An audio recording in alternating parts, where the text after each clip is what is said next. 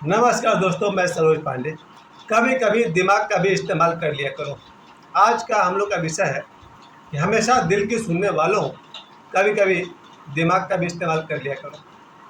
पहली बात, ये बात मैंने इसलिए उठाई कि अपने जीवन में मैं ऐसे 7 घटनाओं को आपके सामने रखना चाहता हूँ जिससे आपको निश्चित रूप से बहुत कुछ सीखने को मिलेगा कि हमेशा दिल की मान करके नहीं चलना चाहिए।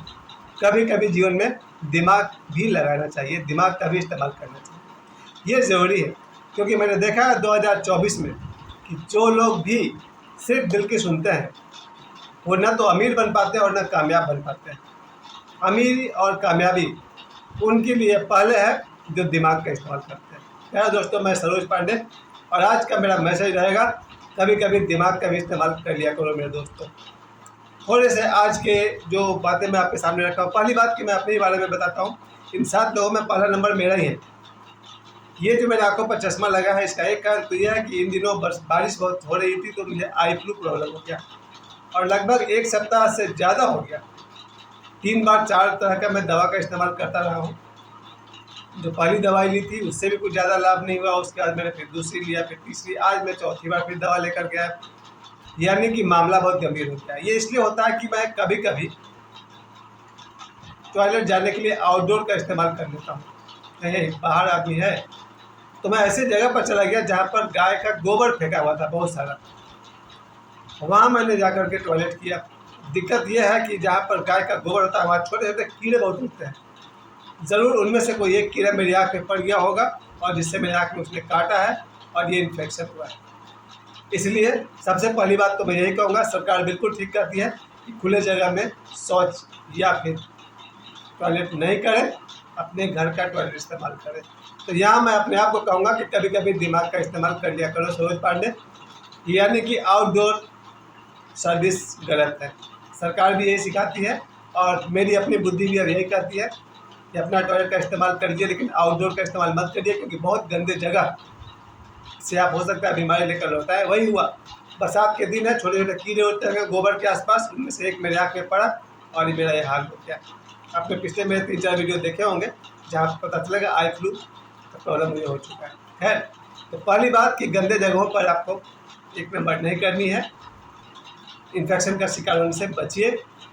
दूसरी बात मैं कहना चाहता हूँ कि जब मैं मुंबई गया था, मुंबई जाते समय बहुत सारे दोस्त मेरे साथ गए थे। उनमें से लगभग सभी, 1-2 को छोड़ करके सभी जैसे जैसे इस्टेब्लिश होते चले गए धीरे धीरे वो निकलते चले गए। क्योंकि हम लोग जिस छोटे से खोली में रहते थे, कमरे में रहते थे, 2, 4, 5, 6 लोग रहते थे। पहले तो मैं अकेला ही गया था, मेरे बाद में धीरे धीरे लोग आने लगे, 2, 4, 5, 6 लोग उस एक छोटे से कमरे में रहने लगे। जैसे जैसे उनको कामयाबी मिलती गई, काम मिलता गया, धीरे धीरे वो लोग मजबूत होते गए और एक एक करके मेरे कमरे से निकलते चले गए और अंत में बच गया सिर्फ मैं अकेले। अकेले भी नहीं, एक दोस्त मेरा और रह गया था। तो यहाँ मैं आपसे कहना चाहता हूँ कि अपने दिल की जो आप सुनते हैं कि जिस आदमी का अपने सपोर्ट लेकर के कोई भी काम करे, सक्सेस मिलने के बाद उस आदमी को दूध की मक्खी समझकर मत निकाल दीजिए। ये मेरा पहला संदेश है आप सभी को। जिन लोगों ने भी आपकी सहायता की हो आपके एस्टैब्लिश होने में, आपको जीवन में आगे बढ़ने में, उन्हें इग्नोर करके आगे बढ़ने की कोशिश करना कोई बहुत समझदारी की बात नहीं है। ये मेरा पहला मैसेज है। जिसने भी आपका ज़िंदगी में साथ दिया है, शुरुआती दौर में साथ दिया है या संघर्ष में साथ दिया है, कृपया उसे इतनी जल्दी मत भूल जाइए। वहाँ पर दिल की मत सुनिए, दिमाग का इस्तेमाल कर लिया कीजिए। उसके बाद दूसरी बात मुझे याद आती है कि मेरा एक दोस्त मुझे टेलीफोन कॉल कर रहा था, आज से 4 साल पहले की बात। जब वो फ़ोन कर रहा था तो उसने शुरुआत में पूछा था कोरोना का क्या हाल चाल चल रहा है उधर। 2020 की बात है। तो कोरोना की वजह से जो भी हम लोग का हाल चाल था मैंने बताया कि 1-2 लोग इस दुनिया में नहीं रहे। वो लड़का कोरोना की बात करते करते बात को उसने घुमाया और मेरे को बोलना शुरू किया, तुम कुछ नहीं कर सकेगा ज़िंदगी में, और मुझे गालियाँ देना शुरू कर दिया। मुझे आश्चर्य ये है कि दोस्ती में गाली बिल्कुल चलता है, एकदम अलाउ है। जितनी गाली आपको आती है अपने दोस्त को जरूर दीजिए। लेकिन उस कमरे में जहाँ वो मैं टेलीफोन पकड़े हुए था, मोबाइल पकड़े हुए था, उस कमरे में इतनी शांति थी कि मेरा बेटा वहीं बैठा हुआ था, मेरी बेटी वहीं बैठी हुई थी और इसलिए फ़ोन की आवाज़ पूरे कमरे में गूंज रही थी और वो लड़का एक से एक गालियाँ मुझे दिए जा रहा है कि तुम कुछ नहीं कर पाएगा ज़िंदगी में, तुम ये है तुम वो है। उसे लगा वो मुझे मोटिवेट कर रहा है, पर वो गालियों का बौछार मुझ पर किए जा रहा था और उसके आसपास खड़ी उसकी बीवी और उसके बच्चे हंसी लगा रहे थे। हाँ, 10 मिनट 15 मिनट 20 मिनट तक मैं सहता रहा। फिर मुझे लगा यार ये गालियाँ दे रहा है, इसकी बीवी मजे ले रही है, इसके बच्चे मजे ले रहे हैं, हंस रहे हैं। तब मैंने पलटवार करना शुरू किया। खैर, कहने का मतलब ये रहा प्यारे प्यारे दोस्तों कि जब आप किसी को फ़ोन पर बात करते हैं तो ज़रा दिमाग का इस्तेमाल कर लिया कीजिए, कहीं उसके आसपास कोई है तो नहीं। इसलिए हाल में मेरा एक दोस्त है, बहुत बढ़िया बात उसने कही थी, नरेंद्र सिंह। उसने मुझे फ़ोन किया था मुंबई से, उसे कुछ कहना था नड़गल बात, तो उसने पूछा आसपास में बच्चे तो नहीं है, तो मैंने कहा नहीं भाई। तब उसने अपनी बात कही, बिल्कुल ठीक नरेंद्र भाई, आपसे सीखने वाली बात है ये। आप जब अपने दोस्त को फ़ोन कर रहे हैं तो एक बार पूछिए आपके आसपास में कोई है तो नहीं, क्योंकि आसपास कोई माँ बाप बच्चे कोई भी हो तो आपकी इमेज यानी आपकी छवि खराब हो सकती है। तो यहाँ मैं कहना चाहूँगा, जिस सज्जन ने मुझे फ़ोन किया और फ़ोन पर गालियों की बरसात की, सिर्फ एक लाइन की ज़रूरत थी, उसे ये पूछना चाहिए था कि वहाँ आसपास कोई है तो नहीं। दोस्त हो, दोस्ती का पूरा हक है, जम के गाली दो, जितनी गाली आती है सब दे दो, नहीं आती है तो अपने से लिख लिख के सीख लो और गालियाँ दो। दोस्तों के बीच सब गालियाँ अलाउ है, लेकिन दिमाग का इस्तेमाल कर लेना चाहिए था। पूछना चाहिए था आसपास में कोई बाल बच्चा तो नहीं है। लेकिन उस दिन खतरे की बात थी कि मेरा बेटा और मेरी बेटी मेरे आसपास थे। उन लोगों ने पूरी बात पहले सुन ली, क्योंकि मैंने अपने बच्चों को हमेशा सिखाया है, रावण गलती नहीं करेगा, सीता माता की चोरी नहीं करेगा तो उसका वध कैसे होगा। इसलिए गलती करने वाले को गलती तो करने दो, तभी उसको सजा दे पाएंगे। मेरे दोनों बच्चे बचपन से मैंने कहा था लोगों को पहले गलती करने दो, एक हद तक जब पानी सर के ऊपर जाएगा देखा जाएगा। उस दिन से लेकर आज तक मैंने उस दोस्त को फिर कभी फ़ोन नहीं किया, यहाँ तक कि मैं उसका फ़ोन भी रिसीव नहीं करता। लेकिन आज सुबह ही मेरा छोटा भाई कह रहा था कि ये बदला लेने वाली भावना छोड़िए, शांति से रहिए, आधी ज़िंदगी बीत चुकी है 52 साल, बाकी आधी ज़िंदगी सुख शांति से गुजारिए।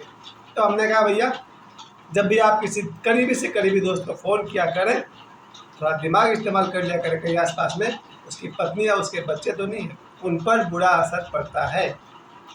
तीसरी बात मुझे याद आती है, उसके जस्ट बाद की बात है। एक और दोस्त ने फ़ोन किया रात को 11 बजे के आसपास, शराब के नशे में धुत बोलता चला गया और उसने ऐसी ऐसी बात की जो हम लोग अपने कॉलेज के ज़माने में बात करते थे। एक तो नशे में धुत था, ऊपर से ऐसे ऐसे वो अश्लील चीज़ों का, अश्लील चर्चाओं पर बात करने लगा कि जस्ट मेरे बगल में मेरा बेटा बैठा हुआ था और वहीं रात 11 बज गए थे, फ़ोन की आवाज़ गई तो लोग सो नहीं पाया था, तो बेटी भी वहीं आ गई और बेटा बेटी के सामने उसने जो अपनी बकवास शुरू की, और उसको खुद याद नहीं हुआ कि दारू के नशे में उसने क्या क्या कहा। मुझे पूरा होश है, मैं सुनता गया, कोशिश करता था फ़ोन काट के रख दे कि भैया, लेकिन वो तो मेरा पीछा ही नहीं छोड़े। वो फ़ोन पर गंदे गंदे वचन सुनाता चला गया, गाली नहीं दे रहा था, कुछ उल्टा सीधा अश्लील बातें कर रहा था। मेरा बेटा बेटी आसपास में बैठे हुए थे। जब फ़ोन पूरा हुआ तो मेरे बच्चों ने मुझे वार्निंग दी।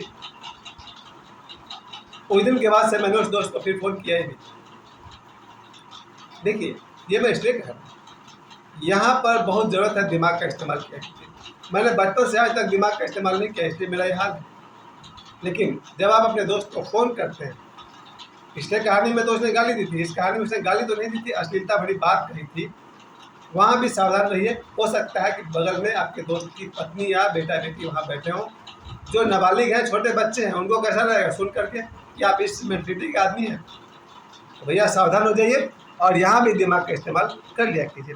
उसके बाद अगली बात आती है, मेरे एक और बहुत ही प्रिय सज्जन हैं, बहुत सारी ओशो की किताब पढ़ा करते हैं, कई सालों से 10-20 सालों से ओशो की किताब पढ़ते हैं। और एक बार ओशो ने कुछ ऐसी बात कह दी जो उनको पसंद नहीं आई, जो उन्होंने ओशो को गाली देना शुरू किया कि मैं वहाँ पर दंग रह के सुनता रह गया कि यार इतना गंदा गंदा गाली उन्होंने ओशो को दिया। मैं थोड़ा बचपन से शांत और कमज़ोर टाइप का आदमी हूँ, मैं तो सुनकर आ गया। तब मुझे अपने गुरुजी की याद आ गई, शैलेंद्र शर्मा जी का, योगी राज शैलेंद्र शर्मा, 6.5 फीट लंबे, 100-150 किलो वजन, 52 इंच की वो छाती और 20 इंच से ज़्यादा का उनका मसल्स। अगर मेरी जगह कोई और होता तो शायद वो छाती को उठा के फेंक देता, क्योंकि अपने गुरु के प्रति गाली सुनना बहुत बड़ा कष्ट है। और यहाँ तक कि अगर मैं उनके गुरु को गाली दिया होता वो आदमी मुझे छोड़ता नहीं, लेकिन मेरे गुरु ओशो को जम के गाली दिया उन्होंने, मैं सह करके आ गया। लेकिन प्रकृति अस्तित्व नहीं सहेगी। इसलिए जब भी आप किसी के गुरु को उसके मुंह के सामने गाली देते हैं तो ध्यान रखिए, हो सकता है वो आदमी कमज़ोर है, लेकिन उसका गुरु कमज़ोर नहीं हुआ तो महंगा पड़ सकता है। क्योंकि लगभग जितने भी सिद्ध पुरुष हैं, बुद्ध पुरुष हैं, वो इस वायुमंडल में उतना ही है जितना हम और आप हैं। इसलिए किसी के भी गुरु का मजाक और गालियाँ मत दीजिए, दिमाग का इस्तेमाल किया कीजिए। और अब मैं अपनी बात पूरी करने के लिए आखिरी बात मैं आपसे कहना चाहता हूँ। जब मैं अपने वीडियो बनाता हूँ, चाहे यूट्यूब पर या फेसबुक पर, जहाँ कहीं भी मैं डालता हूँ, जब आप इसका मैसेज करते हैं, आप लोग मुझे जब रिप्लाई करते हैं, आपके रिप्लाई करने से मुझे पब्लिसिटी मिलती है, ज़रूर मिलती है। लेकिन अगर आपका मैसेज भद्दा हुआ, अश्लील हुआ, इडियोटिक हुआ, मूर्खतापूर्ण हुआ, इमेज किसका खराब होगा? आपका। क्योंकि मेरे फ़ोन सबसे पहले मेरा बेटा बेटी के पास से गुजरता है, वो मेरा सेंसर बोर्ड है। अगर आप लोग का कोई भी मैसेज घटिया हुआ, इलीगल हुआ, अनैतिक हुआ या गंदा से गंदा हुआ, मूर्खतापूर्ण हुआ, तो उस मैसेज से आपका इमेज खराब होगा। मैं ये नहीं कर रहा हूँ मेरी प्रशंसा करें, आप खुले शब्द में आलोचना करें, शब्द का इस्तेमाल अच्छा करें। यानी कि आखिरी बात, आप जब भी किसी को मैसेज करें फेसबुक पर या यूट्यूब पर, आपके मैसेज करने का जो भाषा होना चाहिए वो डिसेंट होना चाहिए। यानी कि किसी को भी मैसेज करने से पहले दिमाग का इस्तेमाल कर दिया। आप सभी ने मुझे समय दिया, आप सभी का आभारी हूँ और बहुत बहुत धन्यवाद, बहुत बहुत प्रणाम। जीवन में हज़ारों मौके आएंगे जहाँ आप दिल की सुनिए, लेकिन दिमाग का भी इस्तेमाल कर दिया कीजिएगा। आप सभी को बहुत बहुत प्रणाम, धन्यवाद।